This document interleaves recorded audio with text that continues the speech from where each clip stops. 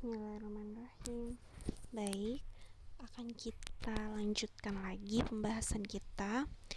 Nah, tadi kita bahas di poin ketiga untuk tanggal 1 Desember 2019 diterima infak berupa ruko untuk sekretariat senilai 500 juta. Jurnalnya adalah aset non-kas atau bisa dicatat aset tetap, diberi keterangan bangunan di sebelah debit sebesar 500 juta. Kemudian di kreditnya kita catat sebagai penerimaan infak dana amil sebesar 500 juta. Kenapa kita mencatat memberi keterangan dana amil? Karena nanti di laporan keuangan, yaitu di laporan perubahan dana, di bagian dana amil akan mempengaruhi, yaitu menambah sebesar 500 juta. Bisa kita lihat di bawah ini. Saya akan kasih contoh.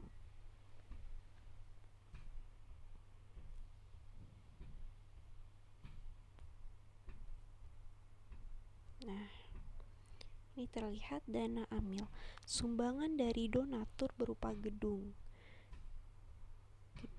yang tadi kita lihat soalnya. Nih di sini akan menambah 500 juta.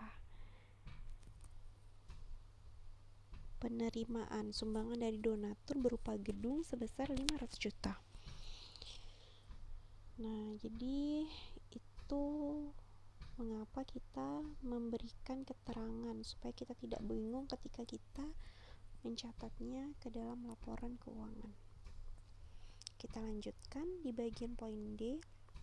Tanggal 3 Desember 2019 dikeluarkan biaya operasional, biaya cetak 600.000, biaya ATK 700.000. Nah, di sini kita catat beban cetak bertambah 600.000, beban ATK cetak bertambah 700.000. Kita beri keterangan dana amil karena ini akan mempengaruhi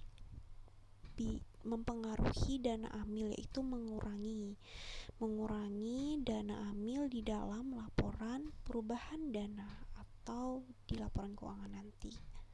Nah, di sisi kredit kita catat kas yang akan berkurang sebesar 1.300.000. Kita lanjutkan di poin E. 6 Desember 2019 penyaluran zakat mustahik untuk fakir miskin 50 juta. Gorimin 1 orang 1 juta. Maka dicatat di sebelah debit penyaluran zakat untuk fakir miskin 50 juta bertambah di debit, penyaluran zakat Gorimin bertambah 1 juta. Kas berkurang 51 juta. Nah, ini jurnal untuk setiap penyaluran selalu seperti ini, catat jurnalnya. Penyalurannya di debit, kasnya di kredit. Misalnya dia penyaluran infak, maka catatlah penyaluran infak pada kas. Jika ia penyaluran untuk dana kemanusiaan, maka catatlah penyaluran dana kemanusiaan pada kas di sebelah kredit. Baik, sekarang kita lanjutkan di tanggal 20 Desember. Terkait dengan musibah banjir, dipinjamkan dari dana zakat sebagai dana awal dan akan dikembalikan setelah ada dana dari masyarakat 20 juta. Nah, kalau gini kasusnya, maka di debit itu kita catat, di debit catat sebagai pinjaman antar dana atau dana zakat. Nah, ini nanti dikasih keterangan dana zakat karena nanti kalau di laporan keuangan dana zakat ini akan kita kurangi sebesar 20 juta. Kenapa? Karena kita berikan pinjaman untuk dana kemanusiaan. Sedangkan di sebelah kredit, penerimaan pinjaman antar dana bertambah di sisi kredit sebesar 20 juta. Kenapa saya kasih keterangan dana kemanusiaan? Karena nanti akan menambah dana kemanusiaan karena mendapatkan pinjaman dari dana zakat sebesar 20 juta. Baik, kita lanjutkan di poin G. Tanggal 22 Desember disalurkan dana bergulir berasal dari dana zakat untuk kelompok tani sebesar 20 juta. Nah, ini kita catat sebagai piutang. Piutang dana bergulir sebesar 20 juta. Kas berkurang 20 juta. Ini kita lanjutkan di poin H. Oh iya, untuk di poin G ini, jika dia memang piutang dana bergulirnya dari zakat, maka catatlah piutang dana bergulir zakat. Jika dia memang dari dana infak, maka catatlah piutang dana bergulir infak. Begitu juga jika ia sedekah, catatlah sebagai piutang dana bergulir sedekah. Di kreditnya tetaplah dicatat kas yang berkurang. Lanjut di poin H. Tanggal 23 Desember 2019 diterima dana kemanusiaan dari PT Slamet sebesar 100 juta. Nah, ini sama kasusnya seperti di poin pertama tadi.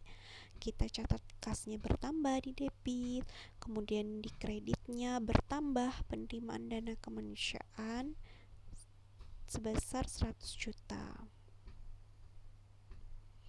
Jadi sekali lagi saya kasih keterangan dana kemanusiaan ini nanti akan menambah dana kemanusiaan di laporan perubahan dana.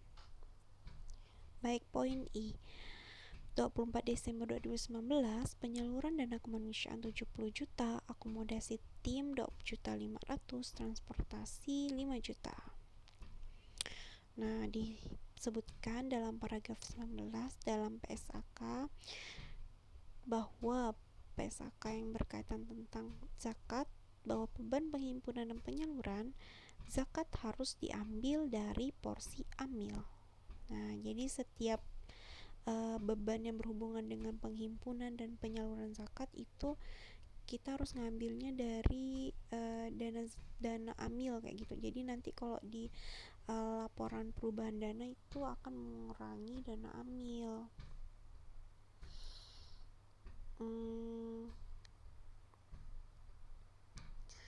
Nah, nanti dicatat di sebelah debitnya penyaluran dana kemanusiaan bertambah sebesar 70 juta, atau nanti dia akan mengurangi dana kemanusiaan sebesar 70 juta, kemudian beban akomodasi timnya bertambah 2.500.000, beban transportasinya bertambah 5 juta.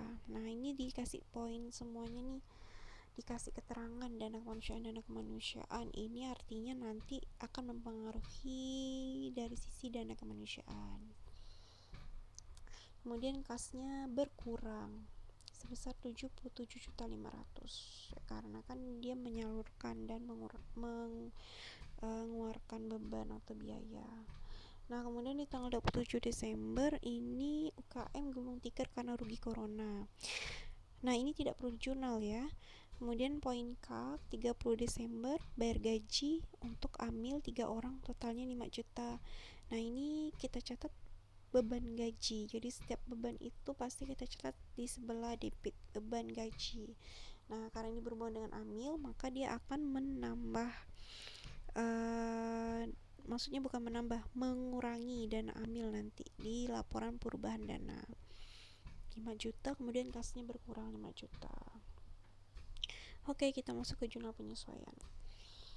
Tanggal 31 Desember penyaluran dana amil dari zakat 12,5% dari 250 juta. Untuk jurnal, di dalam jurnal penyesuaian, jadi kalau misalnya jadi kan setiap akhir periode itu kan memang yang namanya zakat tuh kan amil itu mendapatkan jatah dalam zakat. Nah, di sini ditetapkan 12,5%. Jadi amilnya mendapatkan 31.250.000. Nah, kita catat ketika sudah disalurkan ke amil atau udah dialokasikan untuk amil zakatnya. Penyaluran zakat amil sebesar 31.250, kemudian bagian amil dari dana zakat 31.250. Nah, ini kan keterangannya penyaluran zakat. Nanti ini akan mengurangi dana zakat 31.250. Tapi dari sisi amil ini akan bertambah sebesar 31.250 karena amil mendapatkan dana zakat. Bisa kita lihat langsung di laporan keuangan, yaitu di laporan perubahan dana. Kita lihat. Nah, ini kan ada poin dana zakat. Bagian penyaluran amil dapat 31.250. Kan kalau penyaluran tuh pasti dia mengurangi ya. Nanti ini dia mengurangi. Kemudian di bawahnya ini ada dana amil. Nah, dana amil lihat di sini di bagian penerimaan. Bagian amil dari zakat nanti ini akan bertambah nih, 31.250. Jadi kok dari sisi dana zakat dia mengurangi, tapi dari sisi dana amil karena didapat dana dari zakat dia akan bertambah 31.250 gitu. Oke, lanjut di poin M, penyaluran ke dana amil dari infak. Ini sama juga, cuman ini infak, yang tadi zakat 12,5% dari 25 juta. Jurnalnya sama, penyaluran infak untuk amil 3.125, nanti mengurangi dana infak. Kemudian di sebelah kredit bagian amil dari dana infak yang akan menambah gitu ya, menambah dana amil sebesar 3.125. Jadi setiap jurnal untuk penyaluran baik itu zakat, infak kayak gitu ya, untuk dana amil jurnalnya pasti kayak gini, penyaluran zakat amil atau penyaluran infak amil, di sebelah kreditnya bagian amil dari siapa, misalnya dari dana zakat, atau bagian amil dari dana infak. Nah, kita lanjutkan di poin N. Poin N di sini tentang beban penyusutan atau beban depresiasi. Jadi ini jurnal per tahun udah ditetapkan kalau untuk bangunan itu 2,5% dari 450 juta dari bangunannya kayak gitu ya, 11.250. Kemudian peralatannya 25% dari 16 juta, 4 juta setiap tahunnya penyusutan tuh. Nah, jadi langsung aja jurnal beban depresiasi pada akumulasi depresiasi. Nah, ini bisa dilihat kenapa saya kasih keterangan dana amil, karena beban penyusutan ini kan ngomongin masalah bagaimana itu adalah beban atau aset tetap gitu ya, dari hasil aset tetap yang dimiliki oleh lembaga amil gitu kan, lembaga amil zakat. Jadi otomatis semuanya itu akan mengurangi dana amil setiap beban-beban itu berhubungan dengan operasional, baik itu operasional penyaluran, operasional iklan gitu, operasional penyusutan aset ya deh, itu mengurangi dana amil. Nah, ini sebelah debit beban depresiasinya bertambah 15.250, akumulasinya tambah 15.250. Ini saya langsung tambahkan saja 11.250 tambah 4 juta.